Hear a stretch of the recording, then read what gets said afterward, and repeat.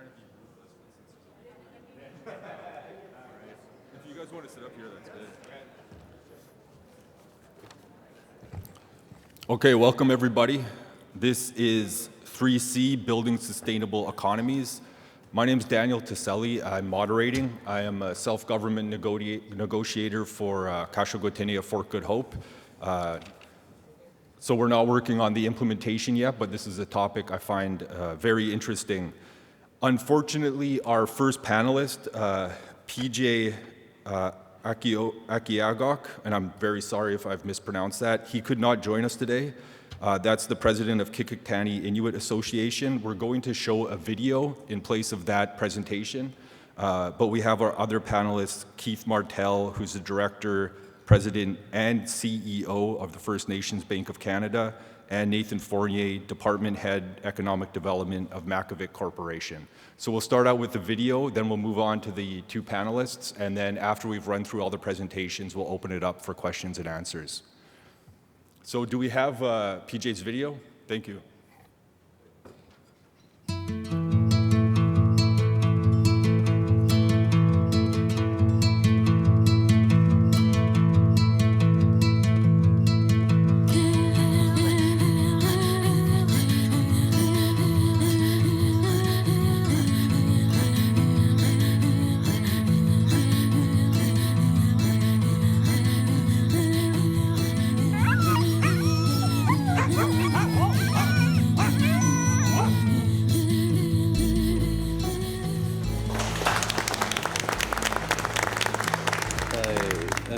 Very humbled to be standing here with you all here today to represent generations of Inuit who worked hard to protect the waters and the multi-year ice of Dadlokotiyup Imanga and Matuvayuito. I stand tall because I stand with visionary leaders.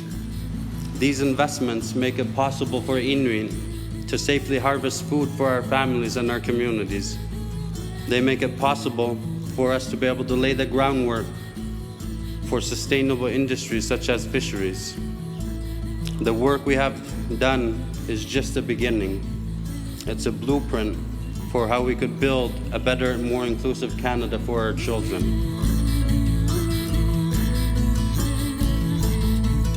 Udlume, tamanna, tautugagayaw lokto, tikippo, wakadlanga.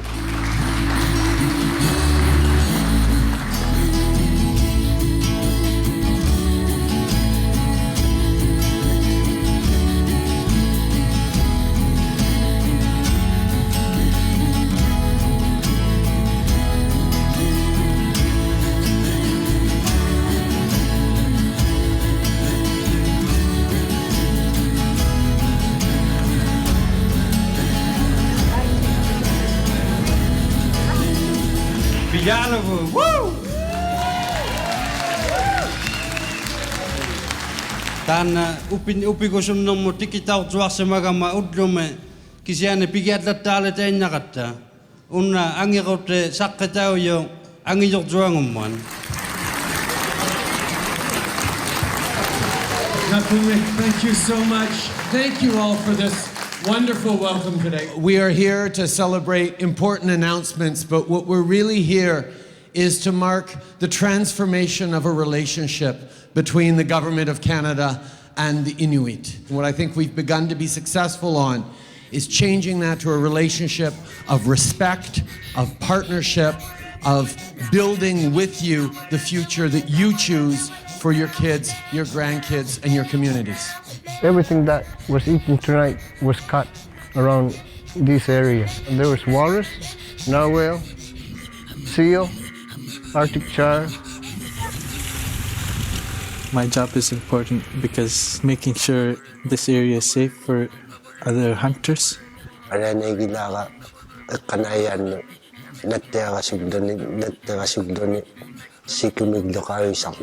our group being able to harvest seals, that really helps out the local population in getting healthy food.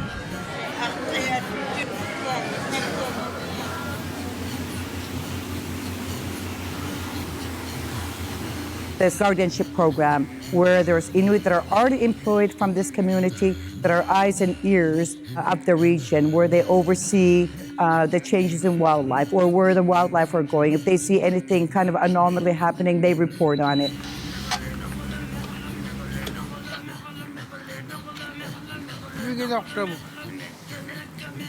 It comes from the people, from each community. When they do the visits, they voice their concerns, and QI is able to collect all the information and request what is asked by the people. It is really good that they have done that, so it gives them the power to negotiate for what the people want.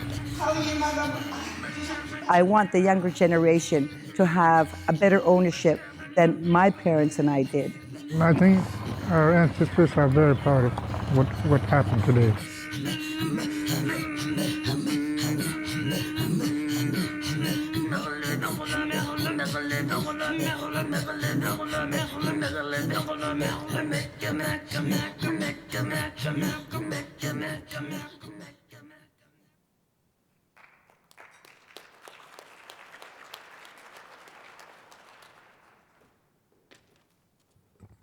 Awesome, I like it. So we'll move on with the panelists, and I want to encourage people to refer to the more detailed conference agenda to get more background on the panelists. We've got a lot of excellent speakers here, and you're getting the very bare bones introduction. So we'll move on to Keith Martell, Director, President, and CEO of the First Nations Bank of Canada.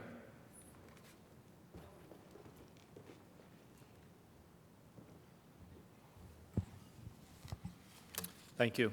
There is a slide presentation they're going to pull up right away, and I'm just going to talk primarily about what I call nation building and building corporate champions. I'm going to use our bank as an example, but I really do see these kind of examples in many of the self-governing, modern treaty First Nations.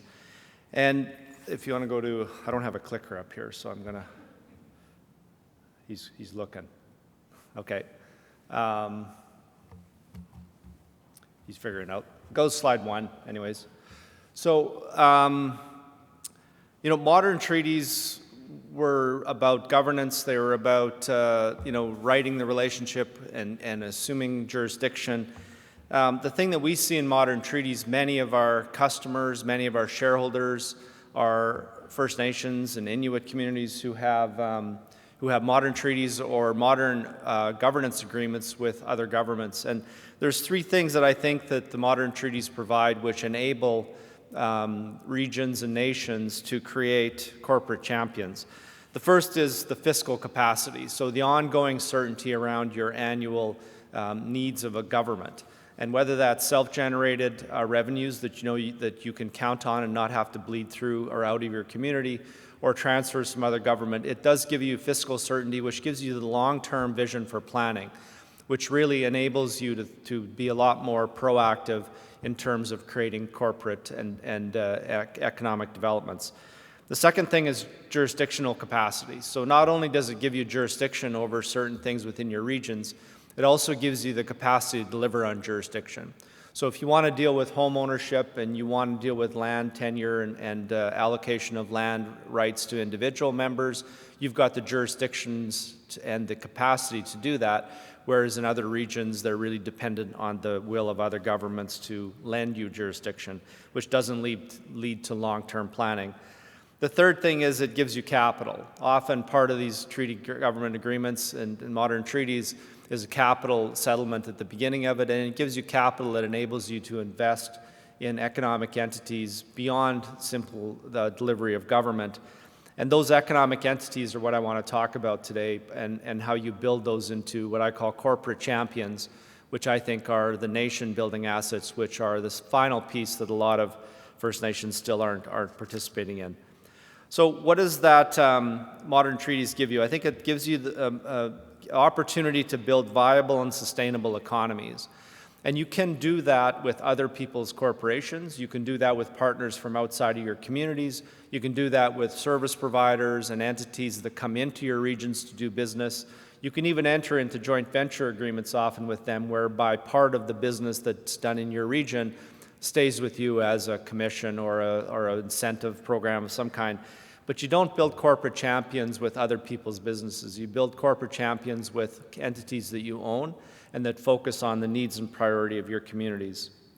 If you think about what I mean by corporate champions, I'm going to use First Nations Bank as an example because that's how many of our shareholders describe us. But if you think about corporate champions, you think about companies in the US like Apple or General Motors. You think about companies in South Korea like Hyundai. You think about European Union and what Airbus does in that region, or what the James Bay Cree do with Air Quebec, or that the Coal Lake First Nation does with the Primco Dene investment. All those companies are economic entities, and they're involved in developing a resource, they're involved in developing a business, they're involved in hiring people and management and governance from within their regions, and even though they may do business worldwide, they are a champion for the regions where they're owned. And I think that's something that many First Nations need to think about, because it's those corporate champions which really serve the needs of your region and your community. Otherwise, you're really dependent on the goodwill of others wanting to do business with you. So I'm going to use First Nations Bank as a bit of a background for that. Next slide. First Nations Bank was created in 1996 by the First Nations in Saskatchewan, but with an intent to grow nationally and to get ownership from First Nations and Inuit and Métis groups from across the country. The really important thing about it being developed in Saskatchewan and widely owned was really matching the scale of the opportunity, the scale of what we were trying to do by creating a national chartered bank, with the scale of the First Nations and the nations that we're going to support and encourage and drive the development of that.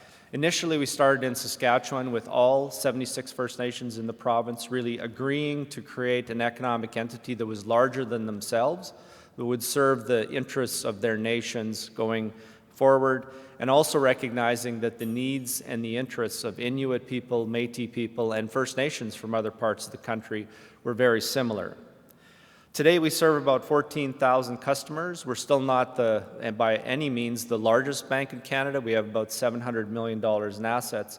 But I'll talk to you later. We've grown to 18 locations across the country, and we continue to focus on serving specifically the financial services needs of Indigenous peoples across the country. We're owned by 79 Indigenous shareholders today, so our vision of being more widely held by First Nations, Inuit, and Métis customers and shareholders from across the country is being achieved. And I think that we view ourselves as a nation-building asset because that's what our shareholders view us as. Next slide. So we were a recommendation by a number of research studies and work that was done by the Royal Commission on Aboriginal Peoples, the RCAP, and Truth and Reconciliation Commission. So we fit a lot of the boxes when it talks about these kind of businesses, but so does a lot of the nation-building assets I talked about earlier. And Air Quebec is more than just an airline. And Air Quebec is a corporate entity which is financially successful, but it is really critical to the transportation, social, and governance infrastructure of the James Bay Cree. And if they would have put all of that interest into the hands of a Air Canada or a WestJet, even on a partnership basis, there would be little focus on the specific needs of the communities that they serve. And so that's what those kind of entities do. That's what we do as First Nations Bank, is we are focused on bringing not just business to the communities and doing the business that the communities want us to do, but also ensuring that we get equitable access to jobs, that we serve the communities with services in the communities, not simply services done from Toronto or Calgary or Vancouver. So why did we form a bank? The bank was really, it is just financial services. But banking is really a critical institution for any nation. You don't look at any nations in the world where their banking and financial sector is wholly run by somebody else's business. The parts of the world where banking is only done by others are really not the most successful economic or governance areas in the world. If you look like sub-Saharan Africa, some of the Central American countries, or some of the South American countries when they were still developing economies, they really relied on other people's banks to represent their interests.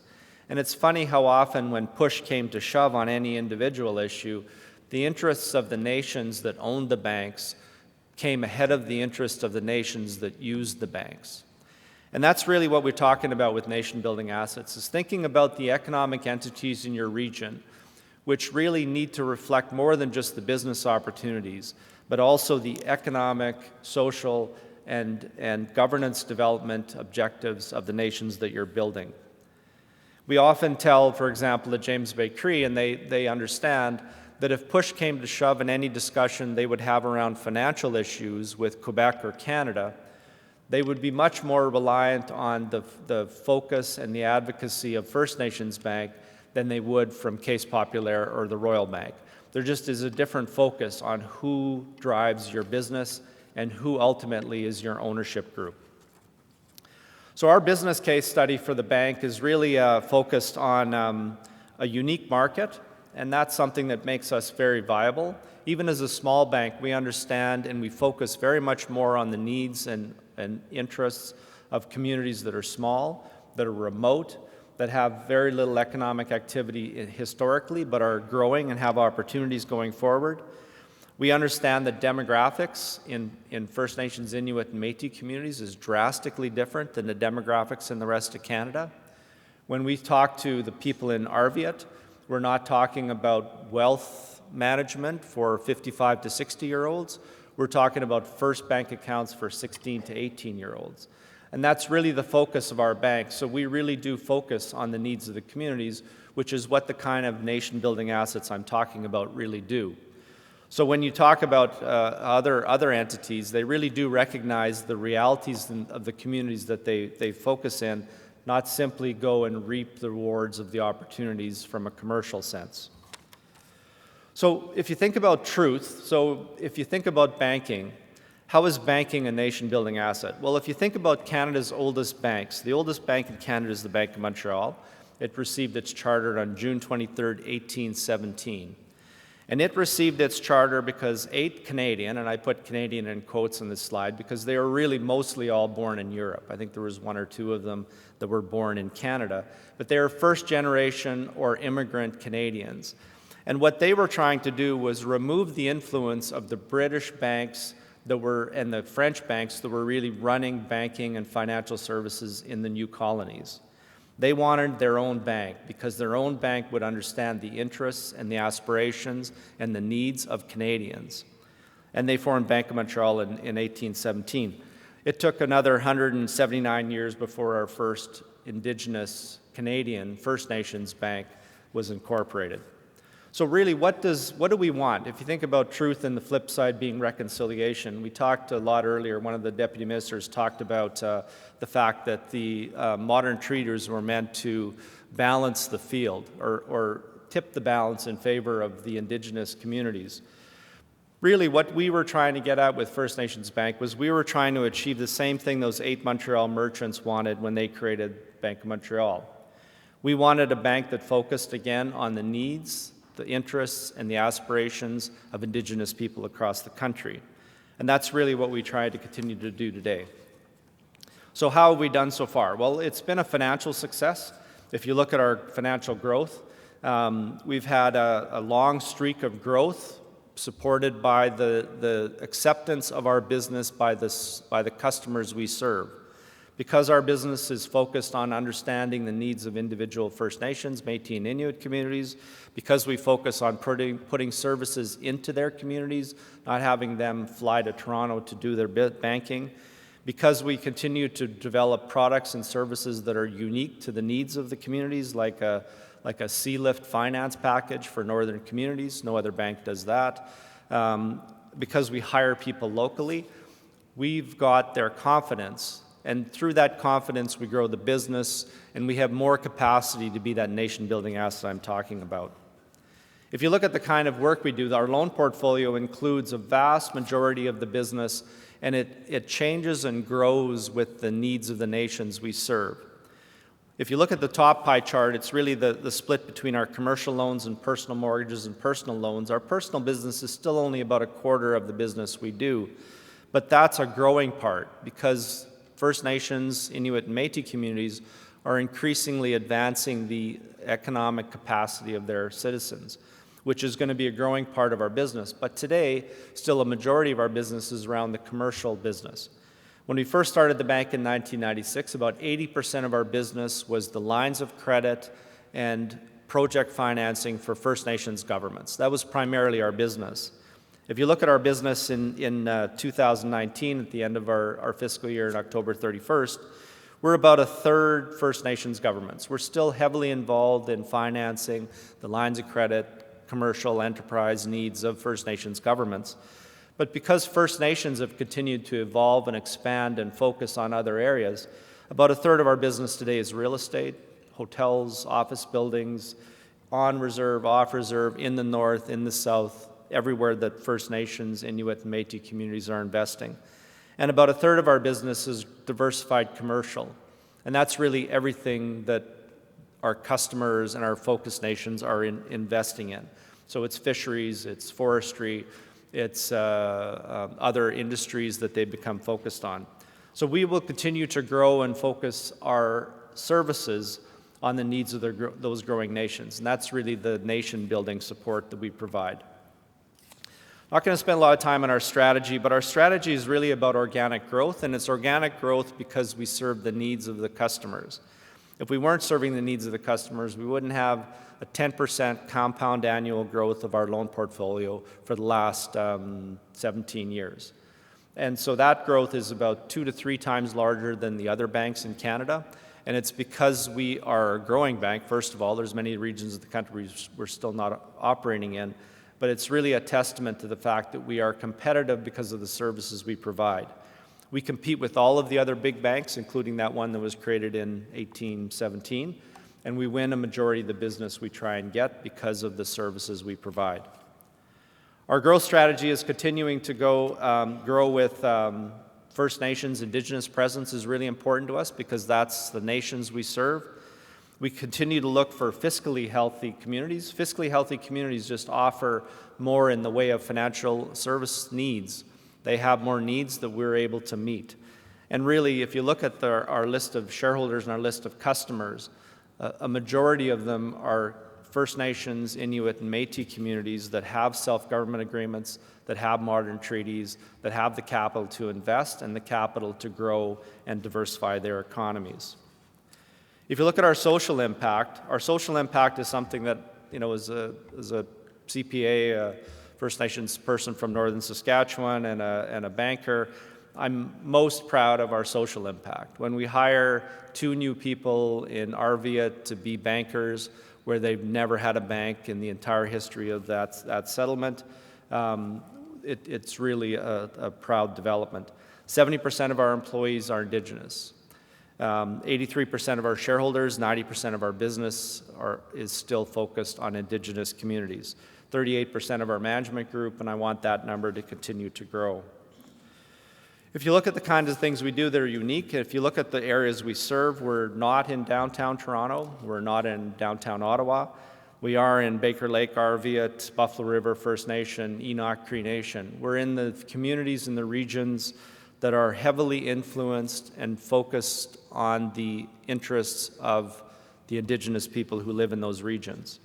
There's a few regions we're not in yet. We're not in British Columbia, we're not in Ontario, but we're going to get there. And we think that we bring a nation-building asset to the investors and the customers that we serve. Just a small example of one of the things we do that's unique. The community banking centers is a model that we brought primarily to Nunavut, but it's really becoming more applicable in many parts of the country.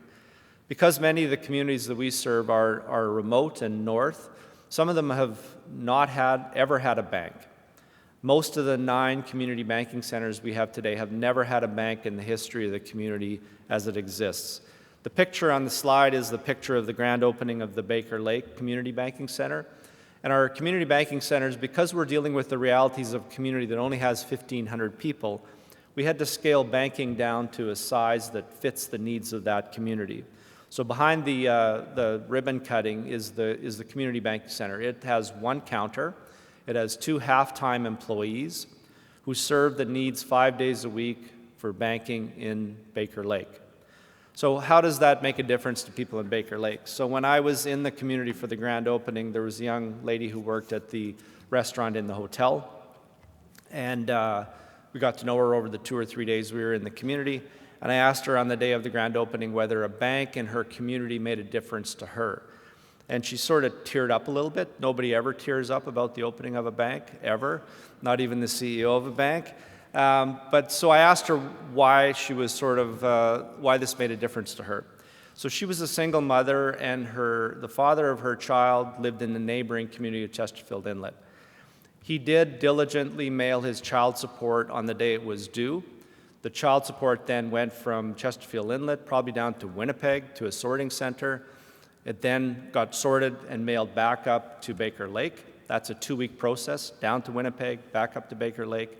She would then take that check, put it in an envelope, and mail it to the bank that she did have. She was lucky enough to actually have a bank account in Rankin Inlet. So she would take another week for it to be mailed to the neighboring community to be deposited. She had a 3-week delay on her child support payment. The introduction of First Nations Bank into the community meant that she cut her delay by a week, which is a meaningful thing for a person in that community. If you look at Agnico Eagle, they have a large mining development outside of Baker Lake. They could only get 30% of their staff from Baker Lake on direct deposit because 70% of the people in that community did not have bank accounts. So the introduction of First Nations Bank into that community meant that people could get direct deposit. They didn't have to have a payroll check delivered to them in an envelope, and they didn't have to go to the Northern Store or the Arctic Co-op and put that money on account because there wasn't enough cash to clear all the checks in the community. That, I think, is a meaningful difference, and that's what nation-building assets do, whether it's an airline, a service company, or a bank.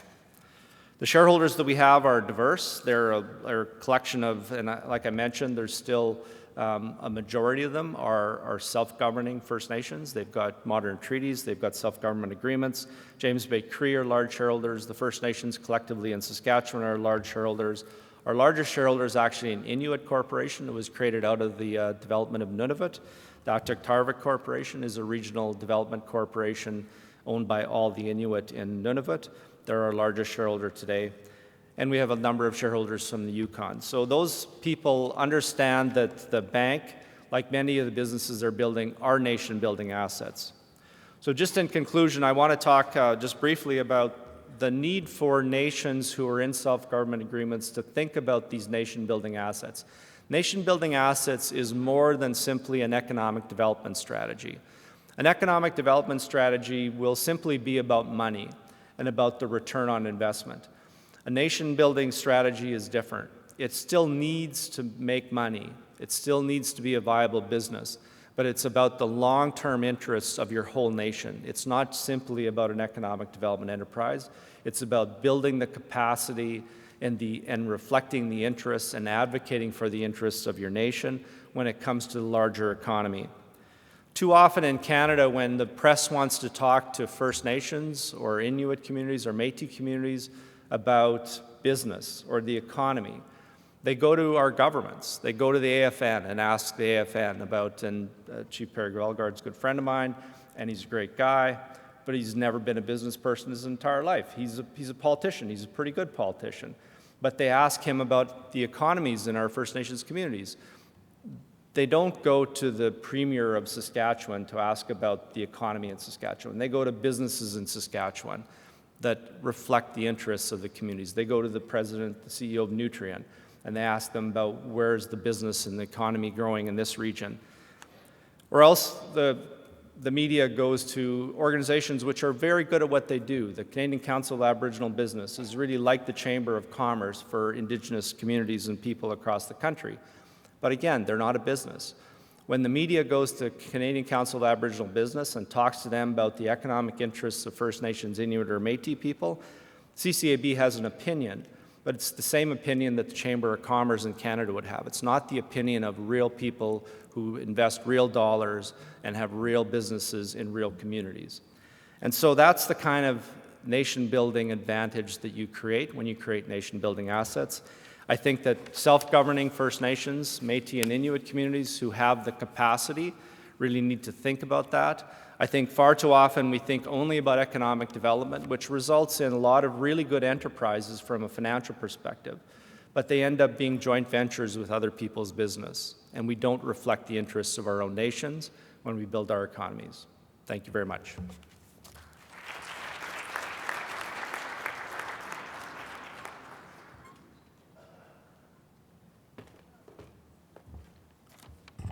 Thank you, Keith. So next up, we have Nathan Fournier, Department Head, Economic Development at Makovic Corporation.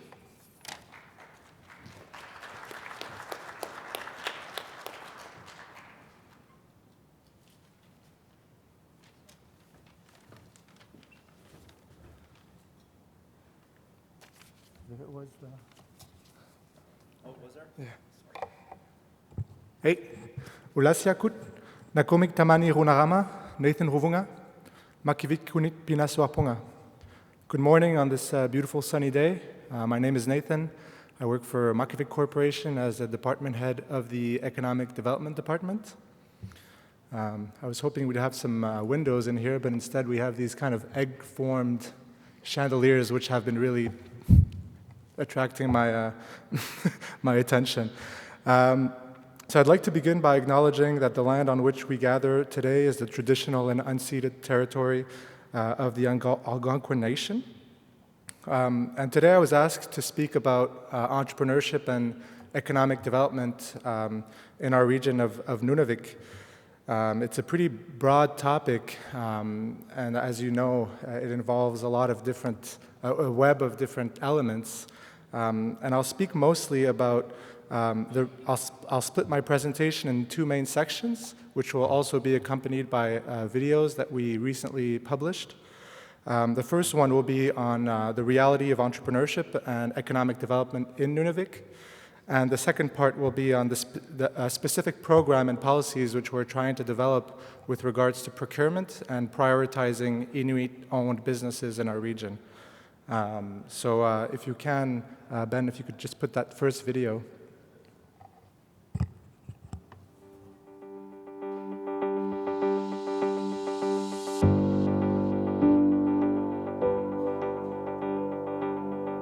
Entrepreneurship is the desire and ability to identify an opportunity and turn it into a product or service. The most obvious example of entrepreneurship is starting a new business that carries out commercial, industrial, or professional activities. It can be for profit or non-profit, collective or private. It makes or sells a product or service and offers useful solution to its customers. But the world of entrepreneurship is much bigger than that. Entrepreneurship. They thought it was like just for business, just to make money. Profit suna kinaw yali nial dynamic seni sumago mangitonga atoro mangitaka lahat tatiloge asichiti hataloge kai sumago singi isumali tinga sugita na entrepreneurship tukinga suna tuina minuta minutini daga hangi nikuli ni mogon na meyo ovalo ni sivuli tumolinga nega gonto emailo tuni tukingin ni nitsi hatta suta ilniati tukisituagame ilaugomanik sau hattalilauyue tema tuinaungemmema. Entrepreneurship can be a source of positive change in communities and a way to bring people together. One way this happens is called collective entrepreneurship. Ututitsiangummeyo hapmapi tena kangisoalchome non-for-profit ngutsuni nunalingani kayosiyo temetemenuitsigunnaqibusi kinaweli gaswa nituina mongito pa inunni kayosi gaswa niko or sivuli tiusia gaswa nikuloni. In short, business can be a way to generate positive impact and to weave generosity, empowerment and giving back into your work. Immini pinsuga hangnemin nutsiga sornegolorsuni kise nunaligala mikalorsimaguna sugumata nunalimmini amalon nunavimmi pero paleani ummat una tungabigina pa hatta simayagale inui hayangi to pinasupisahangi to pinasuptigunna sigumatsugit pinasugahti sigukke immini nurigutitsamenik tungahautlorritongamenik ayogutitsamenik job creation pinasugang menyu itirigaswangnemi tatsuminga tungabe hallarigaswa hatta simayunga No matter what your business is, it doesn't have to focus on getting bigger and making money. If your personal and cultural values, sharing, humility, cooperation, and so many more are a part of your business, this will help you move in the right direction for yourself, your business, and your community.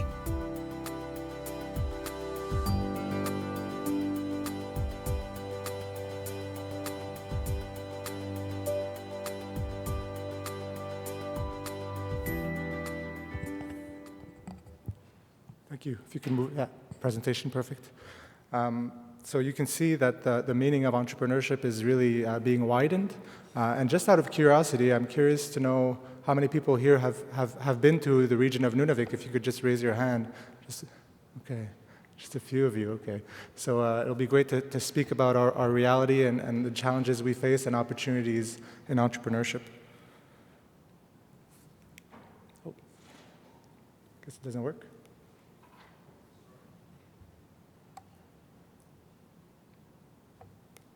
Perfect. Just before I get more into detail, I'd just like to talk a bit about Makivik. Makivik is the land claim corporation for the Inuit of Nunavik. And we play a key mandate in many sectors, whether they be political, cultural, legal. Of course, in the land claim, with all you people here, there's that big mandate is there. In economic development, we really do a lot of strategic investments through our subsidiaries.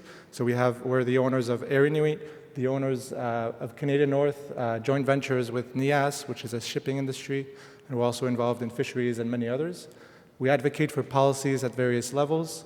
Right now, our president, Charlie Watt Sr., is doing a big push for self-determination, which has been a key item for the region.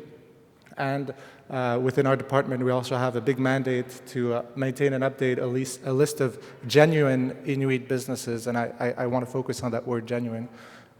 So these are some of the items that we do. Just to give you a little kind of overview of the economy and the jobs, well, what do people do? Over 50% of individuals are working in the public sector, and about a quarter are working in the mine. We have 2 mines in operation, nickel mines in Nunavik. And so basically that's about 3/4 of the population that's working for industries, whether that be mining or government, that are funded externally. So that's not money that's really staying in the region. Then you have the social economy, which is a huge part. Think about the co-ops and the subsidiaries of Makivik and all the nonprofits. And then you have that small gray portion, which is the small businesses, which remains really small. If you compare that to the rest of Canada or other countries, that private sector would usually play a much bigger role. This slide here shows just the level of small and medium enterprises we have in Nunavik and across different territories in Canada per 1,000 individuals, which are adults. And we see that Nunavik in orange there on the left is at about 15 SMEs per 1,000 individuals. That's much lower from the Canadian average and much lower as well than other northern territories, which are also remote. Think about Nunatsiavut, Nunavut.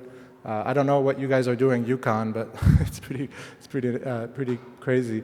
So we see that there's a clear need for policies and programs to support Inuit businesses in Nunavik, and we're trying to figure out what are the root causes behind that. Because if you think about Nunavut, Nunatsiavut, they're facing the same challenges in terms of high costs of living, operational challenges. And so it really comes down to what are the programs that are in place, what are the policies, and what's the cultural understanding of what entrepreneurship is and how it can benefit your communities and yourself. You saw in the video Miniana Hatak, which is a really inspiring youth. She was talking about that misunderstanding around understanding entrepreneurship, and so we're trying to widen that awareness in terms of it's not just about making money, which used to be, if you were to translate in Inuktitut entrepreneurship, it would literally translate to making money, but we're trying to broaden that meaning to more kind of being a leader, being more active in terms of citizen, and that can mean starting nonprofits, starting an initiative in your community, and it doesn't need to be just about the financial aspect. So here, it's really through our work, we did a big survey with all the entrepreneurs in terms of what really motivates them, and for them, it's really a way to foster pride and identity while also being a tool for self-determination in a globalized economy. So if you relate back to Johnny Peters, which is an elder and an entrepreneur in the community of Kudra, he mentioned the fact about being able to feed yourself, being able to feed your families with money that you're generating. So this aspect of self-determination and self-sufficiency through entrepreneurship is really important. And here, this is a quote with a current entrepreneur in Kudrak, and I'll read it because I find it very inspiring. It says, "We're not here to survive, we're here to thrive and prosper and do better for our past generations and make them proud. That's what I try." So again, you kind of get the sense that there's really more than just starting a business and being an important economic actor in your community. It's really about this pride, this identity, and this self-determination element. Here, that's a picture of matak, which is beluga, being shared in the community of Inuktitut on the Hudson Bay. And why I show this picture is that there's a lot of lateral violence in Nunavik for people who start businesses. I don't know if that spreads across other First Nations or other Indigenous communities across Canada, but over 70% of the entrepreneurs that we spoke to in our communities say that they face jealousy, that they face resentment from fellow community members. So it's really that this idea that individual businesses or businesses as a whole are seen as going against fundamental Inuit values of sharing and reciprocity. So that's been really kind of a big hurdle, which maybe you won't see when you're thinking about the major challenges which everyone brings up, which are the high cost of living or lack of skilled and reliable labor. But in reality, what we see as being the major challenge is this kind of understanding of entrepreneurship as being kind of fundamentally against some very important values. So that's why, if you go back to this, the video that we just showed with Minnie saying that it's about broadening that understanding and getting people more interested in what that means to be active and to be taking action. So I'll go back now to the second portion of my presentation, which is trying to look more at what we do at Makivik. And at Makivik, we're not a service provider. So like the First Nation Bank of Canada, you can go to them and get a loan and get services to start your business or to get funding or maybe even training. But for us, we don't do that. And we're really more into being an enabler for the region. We don't provide technical services or direct training for individuals or companies. So we look at the ecosystem and we try to be an enabler in terms of where can we unlock some potential, whether that be at the government level, whether that be building partnerships with specific groups. And one thing that we've been really working on of all these items is a specific tool, which is the Nunavik Inuit Business Registry. Now, I'm sure that many nations and groups, indigenous groups here, have their own business directory, which kind of puts forward all the indigenous-owned business and service providers in your regions. So we see that as being really an essential tool because it's, for one, it can be a key tool to promote and stimulate the growth of Inuit businesses in Nunavik. As you saw before, we exhibit one of the lowest levels of entrepreneurship, so this tool can be a tool for businesses to get marketing, to be known, to get access to bids and tenders, whether they be from the government or from regional organizations or from individuals. And a second key part, and I'm curious after this if people want to chat, is really about procurement. And I think this is a key element through self-determination and for economic self-sufficiency in our region, is how can we really get Inuit businesses to have priority of contract when it comes to business in the region? How do we get the mines and the government to make sure that they're prioritizing and making adjustments to their bids when it's Inuit-owned firms that are bidding on these contracts? Without a functional and up-to-date registry, we can't do that because they'll just say, well, who are your businesses, and kind of question us on that. So it's really a foundational tool that we're trying to develop here in order to continue that work on procurement, which is currently ongoing. One of the challenges we face is that we're, in Nunavik, we are within the Quebec jurisdiction. And right now we're under all of our regional organizations, such as the school board, the health board, and other regional organizations. They have the Quebec law that they have to respect, which is the lowest bidder law. And that's been really challenging because, of course, a lot of the Inuit businesses which bid on these contracts will have higher costs because they're based up north. They have employees that are up north with higher salaries. So how do you compete in that environment? And we really believe at Makivik that unlocking this procurement element is a key strategy for the economic development and economic self-sufficiency of our region. I'll talk here a little bit about the definition of what Inuit business is in our region. I know we might have lawyers in the room, so I thought it might be interesting to some of you. You know, the definition of an indigenous business will change in different regions. And for us, as per the JBNQA and the JBNQA implementation agreement, we really base it just on ownership. So ownership is the only criteria. We've done a lot of studies and talking with other groups which have tried to broaden this definition because, you know, what we're finding is that a lot of companies will be legally owned by a majority Inuit shareholder, but in effect, it'll be a shareholder from the south that takes all the dividends or that controls all of the management or the operations. So what we're trying to do is really to promote genuine Inuit firms which have control, which have ownership, and which promote Inuit employment and training. And in effect, that has been a real challenge. We've seen in other regions, such as Nunatsiavut, they've changed these definitions to, for example, have Inuit-owned firms, even if they have less than 50% ownership, but if they, for example, promote a lot of employment or training, that's very beneficial for the region. So I'd be curious after this to share with any of you if you have some best practices or ideas on this topic. So just before I finish here, I guess what we're trying to do is to create this virtuous cycle with our registry and link it with procurement and entrepreneurship. So if you look at the top there, you'll have Inuit businesses applying for NIB status, which is Nunavik Inuit business status.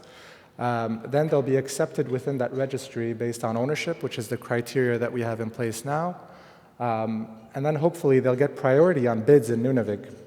And what we're working on is that within this bid process, that's where a lot of the other very important elements will be kind of integrated within the selection bid process. So that means criteria such as Inuit employment, training, how much of your investments are going in the region. So all of these kind of criteria that we're not pushing through in our registry, we want to push them through that procurement and bid process.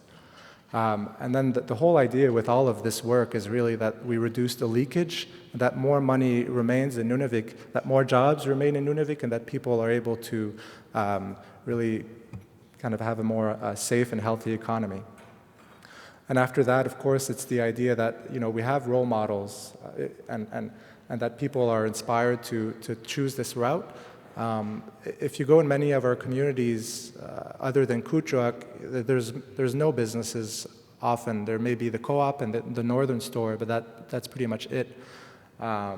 And so then it's mostly going to be micro-entrepreneurs, which I'm sure you have everywhere, seamstresses and arts and crafts, a lot of people who will transform at a household level. And these are very important.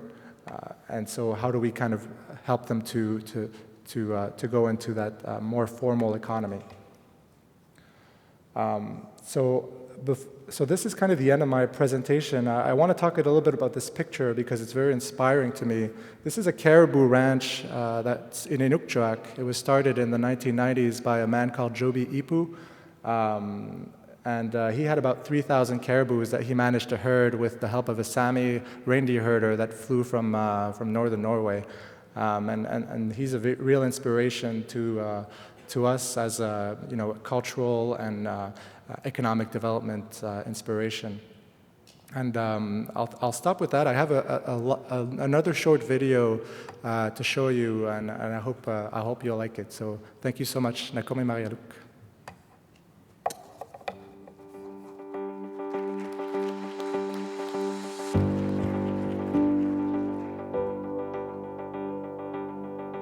Do you have a great idea for a product or service? If so, starting your own business might be for you. Start by asking yourself if you have the right motivations and realistic ideas. Ilangani nunavimme pinsugai amisualut ang matatunne. Ammal amisualu akati nammine pinasuga hahutili. Inunut aulataun nunavimme ut tamatsumenga perpalevit sahtu unnatut.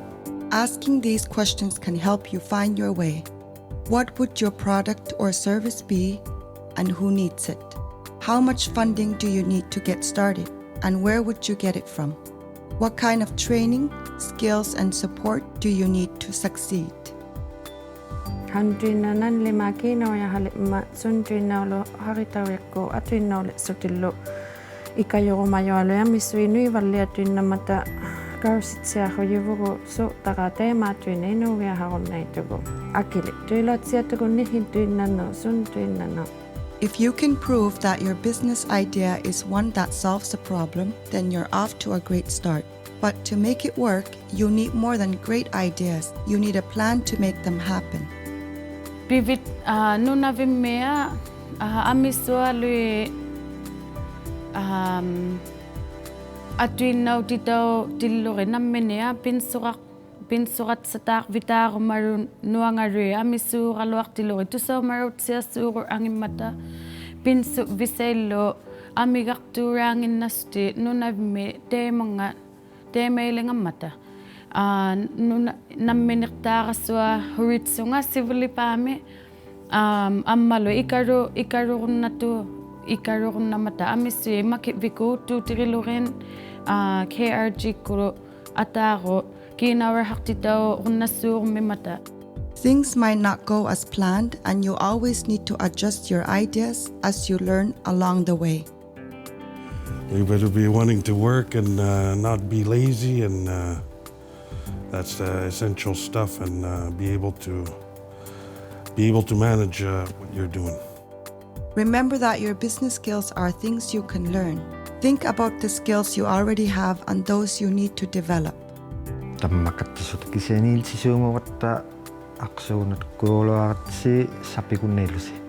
Just keep going.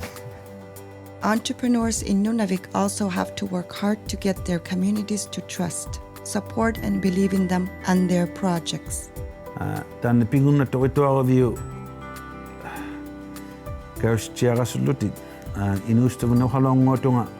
Ammalo sinnani altamanna amis sungui palas gumnalimi tanna uppiripagonelo inuhativani katatsigasni pigastuni tamanna pingede palasung. Work hard and make sure that even if people tell you to that it's not going to work, keep on pushing. Because a lot of people told me that nothing's going to work, and this is where I am today, and I'm succeeding at what I'm doing. Remember that you are not alone. There are many resources available to help you along the way, and take it step by step.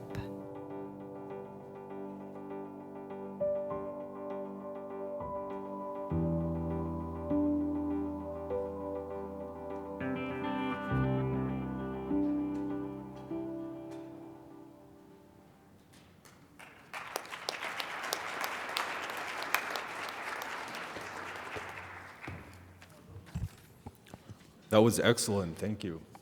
So we've got about 15 or 20 minutes for questions. Let's just open it up to questions from the audience. Does anyone have questions? Really? That is shocking. Okay, we got one back here. We have, it looks like a microphone there. I don't know if there is any others placed around. Oh yeah, right here. My name is Klaus Doring. I'm with Green Sun Rising. We develop and implement solar systems. My question is to the First Nations Bank. While the operation of a solar system is maintenance-free and the energy source is free, the hurdle in developing a solar system is typically the upfront capital invest.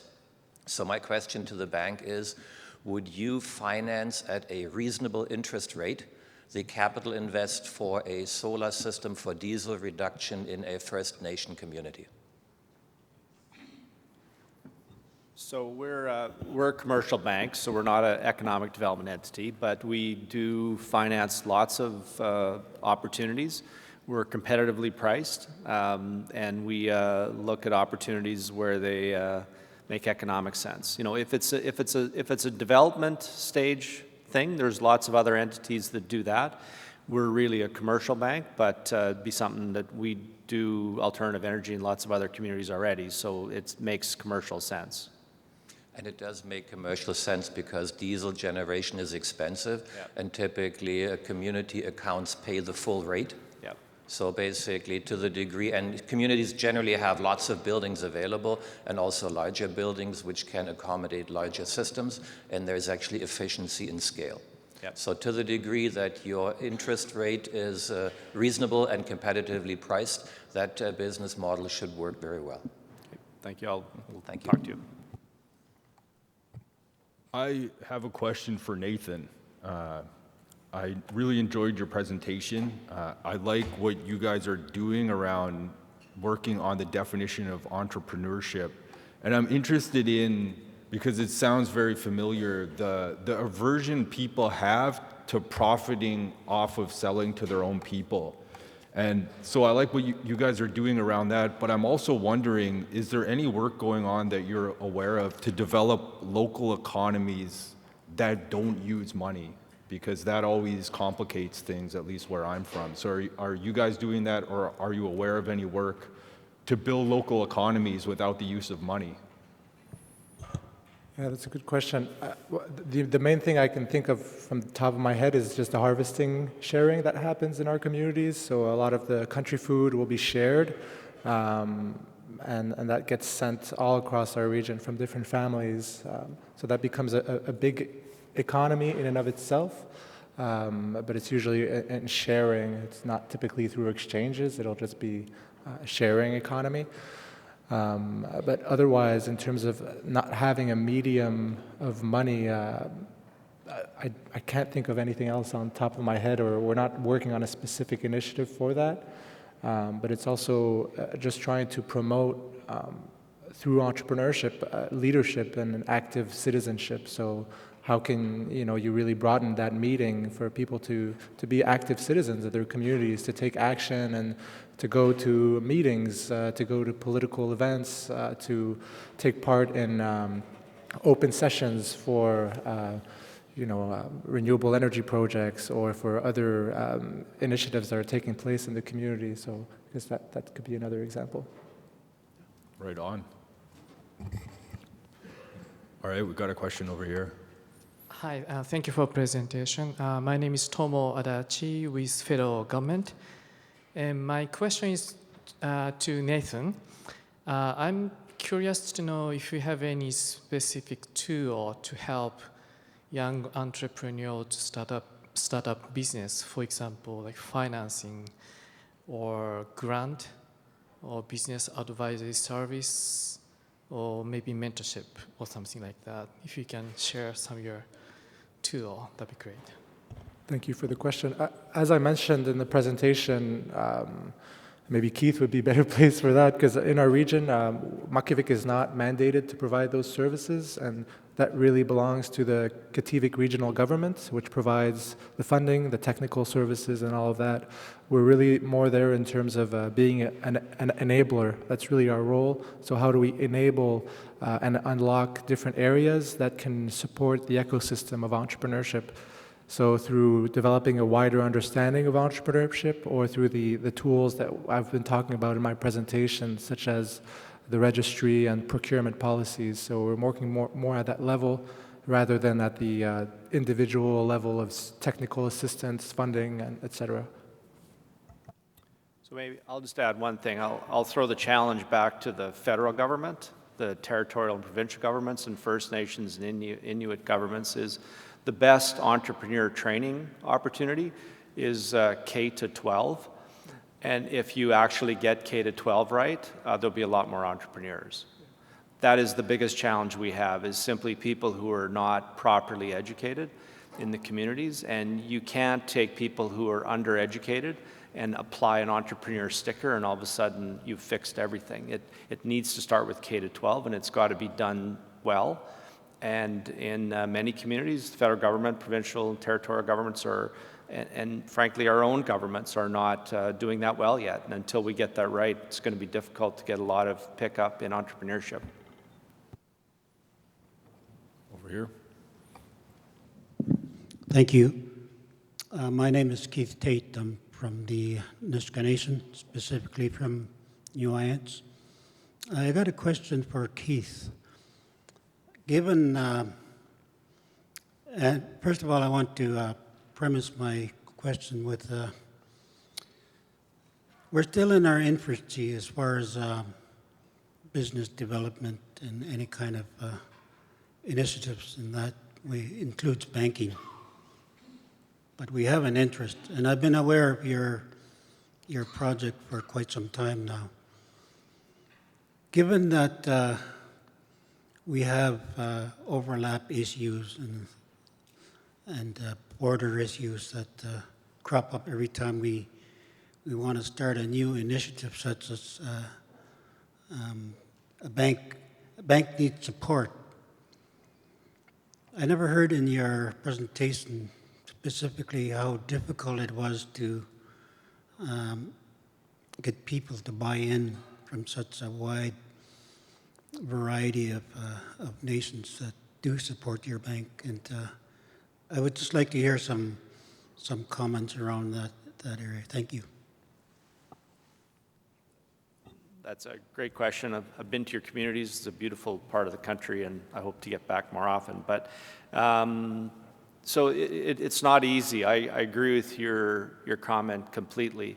Nathan had a good comment about, and maybe one of the presentations about, Inuit businesses dragging, or Inuit people dragging their businesses down, or the jealousy that we seem to have. And I see that in many of the communities we work with, and I think a lot of it stems from sort of a residential school mentality hangover. When you went to residential school, you were told your language didn't matter, your culture didn't matter. If it was Indian, it was bad. If it wasn't, it was good. And I think that sort of is a mentality that too many of our communities are saddled with today. Like when we first started the bank in 1996, we thought the concept was sound. I was involved in the creation of the bank. And we rolled out our business thinking, well, this makes perfect sense. We're focused on the needs. We're owned by you. And we had our own First Nations in Saskatchewan that voted for the development of the bank would say, well, we want to see how you guys do for a few years before we transfer the banking from you. We're not really pleased with our bank right now, but we'll see how you do, and we'll come back to you when you succeed. And it is a challenge, because I think I see that in a lot of the corporate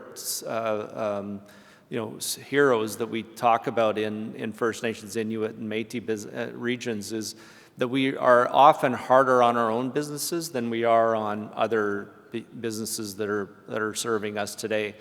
And I frankly think we got to be more open and accepting to talk about that problem, because until we do, we'll grind a local guy who wants to grade the roads, yet somebody from a neighboring community or down south will fly in, grade the roads, not do a very good job, and leave nothing in the community. And we're not very, we're real forgiving about that.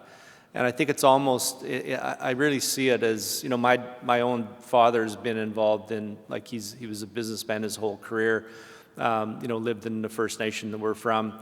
And even in his mentality, he was a First Nations business guy, but I even saw his actions sometime. He'd be harder on another First Nation business to work for him than he would be on some guy from Dorntosh who came into the community and provided the day's worth of labor. And I don't know what the solution is to that other than talking about it, recognizing it, and agreeing that we need to get past it, because we're not going to create corporate champions if we don't start supporting our own. We don't go to the north on anybody's airline but First Nations, Inuit, or Métis-owned airlines. We just refuse to. And I don't care if you can get to Whitehorse quicker on WestJet, we will only go on First Air. And though, Air North. Sorry, I saw some guys from Air North here, so I know that they're listening. But that's the way you develop your corporate champions. Is we do a lot of First Nations, Inuit, Métis communities do a lot of business in their regions, and we need to agree that we'll support our own first. Now, our own businesses have to be competitive, and First Nations Bank has to be competitive. But if we're competitive, we should win every time. If we're giving the same service at a competitive price and adding on all the advantages we bring to the region, we should be the first to get the business. And we need to think about that with airlines, construction companies, restaurants, transportation companies, all that stuff, or we're just not going to build our own businesses. So I think I completely agree with you.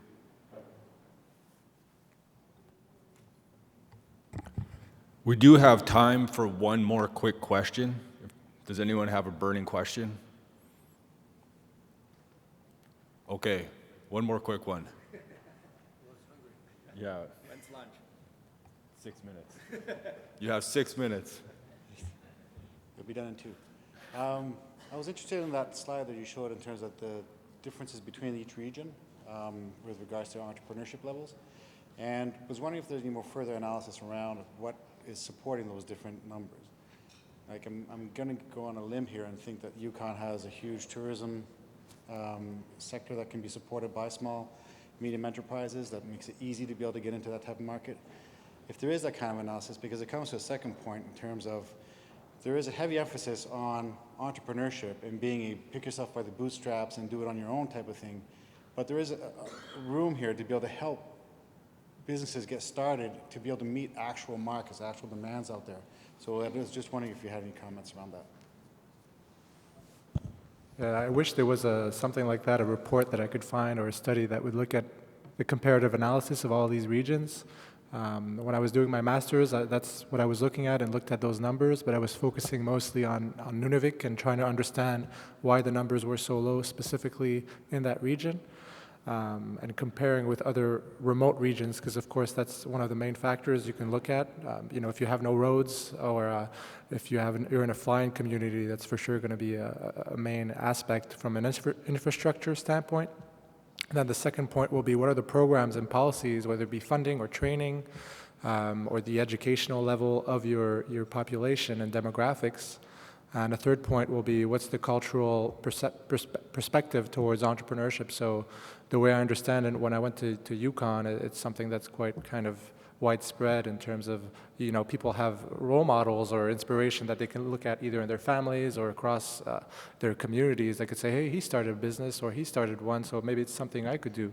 Whereas if you're in smaller communities where there's no one that you can relate to, I think that plays a big part. So that's just my own thinking, but I wish there was something maybe a bit more rigorous or exhaustive. On your second question, that's for sure something we're thinking of and working with the school board to identify some trainings and programs that we can put in place. We know in urban centers, we see a lot of incubators, we see a lot of programs like accelerators and things like that.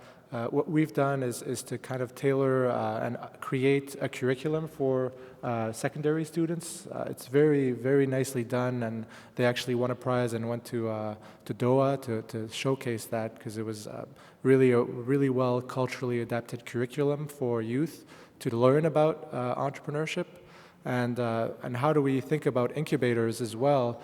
And we've been trying to think about them in terms of telling youth that they have a lot of the skills that are needed. For example, when they go on the land, they're patient, they're dedicated, they're perseverant, they plan, and they have all of these tools that they use when they go on the land. So it's making them feel that they have those tools already. It's just about transferring them to another sector or another reality. So I think it's about kind of building that confidence. A lot of it is about confidence. And so through these programs, it's not just about, okay, we want you to do your business model and we want you to fill in these forecasts, and that's just kind of overwhelming for a lot of people and a lot of youth. So it's really kind of more of giving them some of the tools and the confidence, and that's what we're looking into with those programs, but they haven't been in place yet. We're still kind of in the design phase, so any ideas and comments from anyone here would be really welcome. Thank you. Thank you. All right, we're out of time. That was excellent. I want to acknowledge and thank Aldridge and Rosling LLP for sponsoring the session. And let's give one more round of applause for our panelists. Thank you very much.